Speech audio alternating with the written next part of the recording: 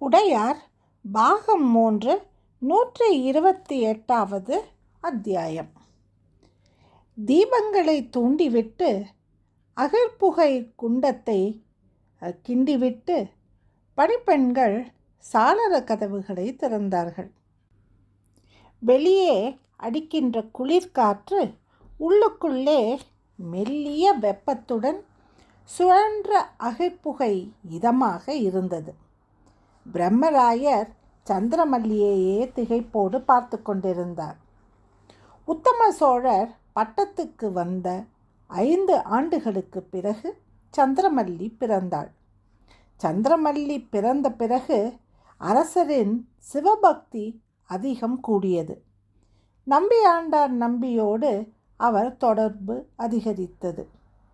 குழந்தையை மடியிலிட்டு கொண்டு பல்வேறு தேவார திருவாசகங்களை நம்பியாண்டார் நம்பி பாட அரசர் காது குளிர கேட்டார். குழந்தை பாட்டுக்கு கை கொட்டி தாளம் போடும். சந்திரமல்லி மிக அமைதியான முகம். அதே சமயம் மெல்லியதாய் ஒரு முதிர்ச்சி தெரியும். பிரம்மராயரை அழைத்து, இளவரசர் அருண்மொழி, இங்கு பாருங்களேன், இவளுடைய முகத்தை கவனித்தால் எல்லாம் தெரிந்தவள் போலல்லவா உட்கார்ந்திருக்கிறாள். சந்திரமல்லி சாதாரண பெண்ணாக எனக்கு தெரியவில்லை. ஏதோ சாபத்தினால் பூமிக்கு வந்த தேவதை போலவும் எனக்கு தோன்றுகிறது. எல்லாம் அறிந்த ஒரு பெரிய விஷயம் மனித ஜென்மம் எடுக்க வேண்டும் என்று நேர்த்திக்கடனோடு பூமிக்கு வந்ததாக படுகிறது. அடடா, வாயை வைத்து கொண்டு சும்மா இருங்கள். குழந்தையை பார்த்து சபிக்கப்பட்ட தேவதை என்று எவரேனும் சொல்வார்களா என்று பிரம்மராயர் பதறி சொல்ல, நான் இதை இழிவாக சொல்லவில்லை பிரம்மராயரே. குழந்தையின் முகத்தை பார்த்தால் வாழ்வியல் தத்துவத்தை அறிந்த ஒரு அமைதி, தெளிவு, ஞானத்தோடு இருப்பதாய் எனக்கு படுகிறது. அதை சொன்னேன். குழந்தை குழந்தையாகவே இருக்கட்டுமே. எதற்கு இந்த தெளிவும் ஞானமும்? வரவேண்டிய வயதில் வந்தால் போதுமே. இல்லை பிரம்மராயரே, இவளை பார்க்கும்போது, இவளை மடியில் வைத்து கொண்டிருக்கும் போது, இவளை தோளில் சுமக்கும் போது நான் வேறு ஏதோ உணர்ச்சிக்கு ஆட்படுகின்றேன். எல்லா குழந்தைகளும் வாய்விட்டு சிரிக்க இவள் மௌனமாக இருப்பதைக் கண்டு வியக்கின்றேன். நீங்கள் பார்த்ததில்லையா? இளவரசர் அருண்மொழி சொன்ன பிறகு பிரம்மராயர் சந்திரமல்லியை கூர்ந்து கவனித்து அவள் வேறு விதமானவள் என்பதை புரிந்து கொண்டார். சந்திரமல்லிக்கு பிறகு ஒரு பெண் குழந்தை பிறந்தது. அந்த குழந்தைக்கு தமக்கையின் நினைவாக குந்தவை என்று இளவரசர் அருண்மொழி பெயர் வைத்தார். முதலில் ராஜராஜர், கடைசியில் குந்தவை, நடுவில் உள்ளவர் சந்திரமல்லி. இதனால் நடுவிற் பெண் பிள்ளை என்கிற ஒரு பட்டப்பேரும் சந்திரமல்லியை தொற்றிக்கொண்டது. அது என்ன சந்திரமல்லி? மல்லிகையில் ஜாதி மல்லி என்று ஒன்று இருக்கிறது. அது மாலை நேரம் மெல்லிய சிவப்பு கோடுகளோடு பெரிதாக மலரும். நல்ல நெடியான வாசனை வீசும். சந்திர கிரகணம் இருக்கின்ற நாட்களில் அந்த மலர்கள் பெரிதாகவும் வாசனை தூக்கலாகவும் இருக்கும். குழந்தையிடம் இருந்து ஒரு வாசனை வீசுகிறது. எனவே இவளை சந்திரமல்லி என்று அழைக்கலாம் என்று அரசர் சொல்ல அந்த பெயர் நிலைத்து விட்டது. இதுவரை சோழ தேசத்தில் எந்த பொண்ணுக்கும் இப்படி ஒரு வினோதமான பெயர் அமைந்ததில்லை. இளவரசர் அருண்மொழி உத்தம சோழரை அகற்றிவிட்டு தான் சக்கரவர்த்தியாக பதவியேற்ற போது சந்திரமல்லிக்கு வயது 10. நல்ல வளர்த்தி, ஊட்டமான சிறுமி, தலைமுடி அடர்த்தி, பெரிய கண்கள். இளவரசர் அருண்மொழிக்கு இருப்பதைப் போலவே வளைவான உறுதியான உதடுகள், சீரான மூக்கு, அழுத்தமான முகவாய். ஊரே கோலாகலத்தில் இருக்கிறது. ஏனடி உர் என்று உட்கார்ந்திருக்கிறாய்? பட்ட மகிழ்ச்சி வினவ சந்திரமல்லி முகம் திருப்பி வேறு பக்கம் போனாள். மார்கழி மாதம், திருவாதிரை நட்சத்திரம். விதவிதமான காய்கள் போட்டு பெரிய கூட்டாஞ்சோறு சமைக்கப்பட்டிருந்தது. ஊரில் உள்ள அத்தனை பேரும் போக வர அந்த ருசியான குழம்பையும் சோற்றையும் சாப்பிட்டு கொண்டிருந்தார்கள். ஒரு பருக்கையை கூட சந்திரமல்லி உண்ணவில்லை. ஏன் சந்திரமல்லி? பக்கத்தில் அமர வைத்து பிரம்மராயர் கேள்வி கேட்டார். இன்று திருநாளை போவார் பற்றி எண்ணம் வந்தது. அதனால்தான் நான் எதுவும் சாப்பிடவில்லை. இறைவனை தரிசிப்பதற்கு திருநாளை போவார் எத்தனை பாடுபட்டிருக்கிறார்.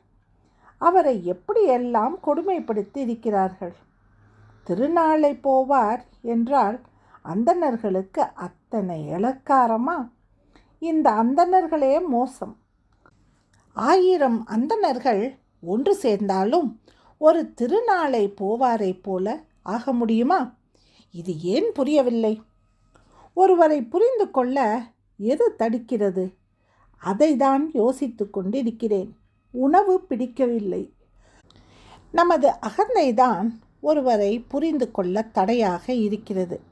பிரம்மராயர் பதில் சொன்னார். அகந்தைக்கு என்ன காரணம்? சந்திரமல்லி இடைவிடாது கேட்டாள். தான் உடம்பு என்ற நினைப்புதான் காரணம். உடம்புடைய வலுவு, புத்தியனுடைய அலங்காரம், உடன் இருக்கின்றவர்களுடைய துணை, செல்வ செருக்கு, இவைகள்தான் அகந்தையின் அடிவேர்கள். இவையெல்லாம் எனக்கு இருக்கின்றனவே, நான் என்ன செய்வது? 10 வயது சந்திரமல்லி அந்த சேனாதிபதியை ஆச்சரியத்தோடு வினவினாள். எவன் இதையெல்லாம் கொடுத்தானோ அவனையே கேள். என் அகந்தையை என்னிடம் இருந்து எடு என்று கேள். கிருஷ்ணன் ராமன் அவளுக்கு அறிவுரை சொன்னார். ஆனால் அந்த சந்திரமல்லி இறைவனிடம் என்ன கேட்டாள் என்று தெரியவில்லை. உத்தம சோழரை அரச பதவியிலிருந்து இறக்கிவிட்டு இளவரசர் அருண்மொழி சக்கரவர்த்தியான போது அவரை சுற்றி எதிரிகள் அதிகம் இருந்தார்கள். சேரதேசம் நோக்கியும் கங்கதேசம் நோக்கியும் நுளம்பப்பாடி தடிகைப்பாடி நோக்கியும் மேலை சாளுக்கியருடைய வலிமையை குறைக்க கீழே சாளுக்கியம் போய் அங்கு நட்பு பாராட்டியும் கீழே சாளுக்கியருக்கும் மேலை சாளுக்கியருக்கும் இடையே மிருத்த பேதம் உண்டாக்கி சோழ தேசத்தின் வலிமையை அதிகரித்தும் எதிரியின் வரவை குறைத்தும் மிகப்பெரிய ராஜதந்திரங்களில் அவர் ஈடுபட்டு கிடந்தபோது இங்கு வேறு ஒரு நிகழ்ச்சி நடந்துவிட்டது. தொண்டை நாட்டு திருவழித்தாயத்தை சேர்ந்த சாதாரண அரச குடும்பத்தை சேர்ந்த ஒரு இளைஞன் சுகவனை சந்திரமல்லி காதலித்தாள்.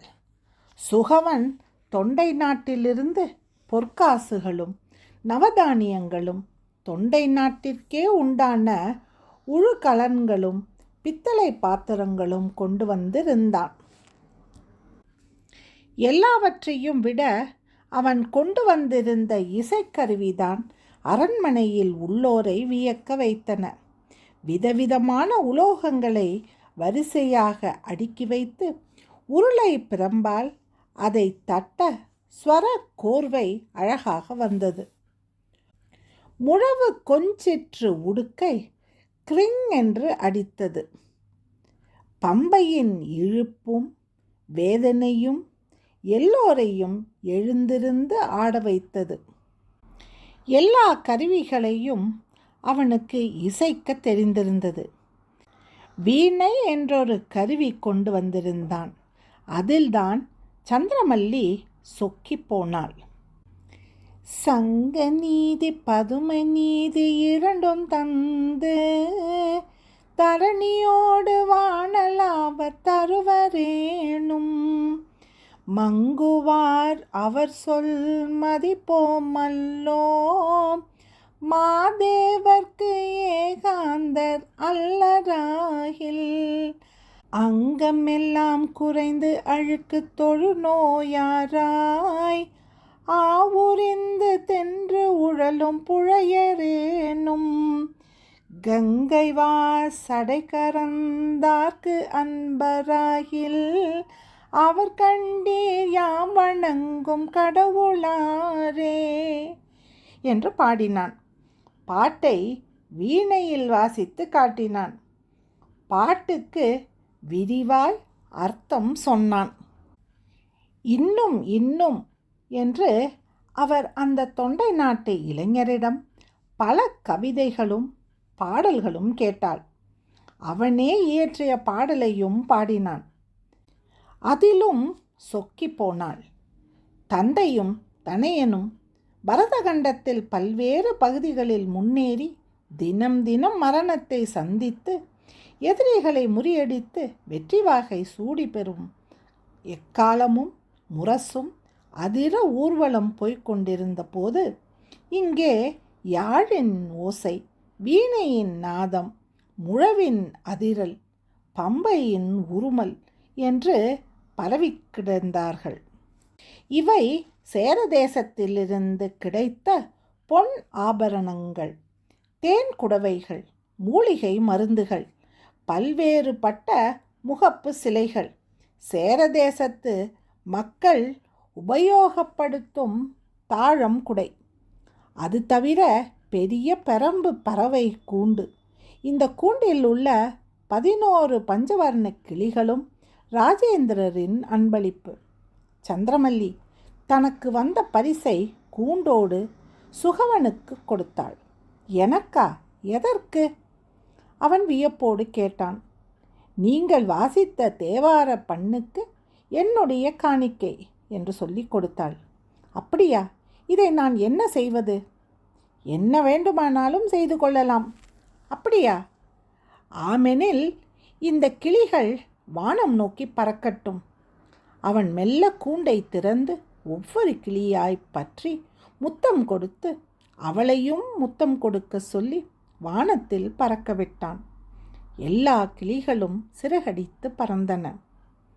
பிரம்பு கூட்டை கோழிகள் வளர்க்க கொடுத்து விட்டார்கள். பழையாறை முழுவதும் சுற்றினார்கள்.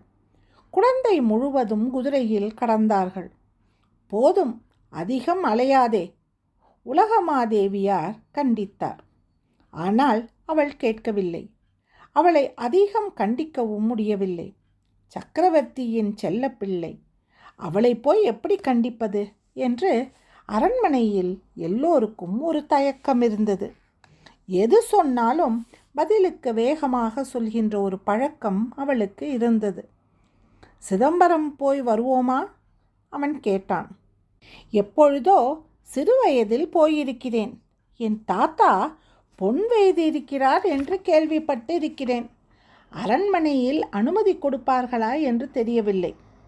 அழுது புரண்டு கத்தி சண்டையிட்டு அனுமதி வாங்கினாள். ஒரு சிறு படையோடு சிதம்பரம் போக அவர்கள் அனுமதித்தார்கள். வீரர்களை கவனமாக காவல் இருக்க சொன்னார்கள். சிதம்பரம் போன பிறகு 2 நாள் தங்கி சுவாமி தரிசனம் செய்த பிறகு கடற்கரை போக வேண்டுமென்று ஆசை வந்தது. இத்தனை வீரர்களோடு கடற்கரை போவதா? அவன் யோசித்தான்.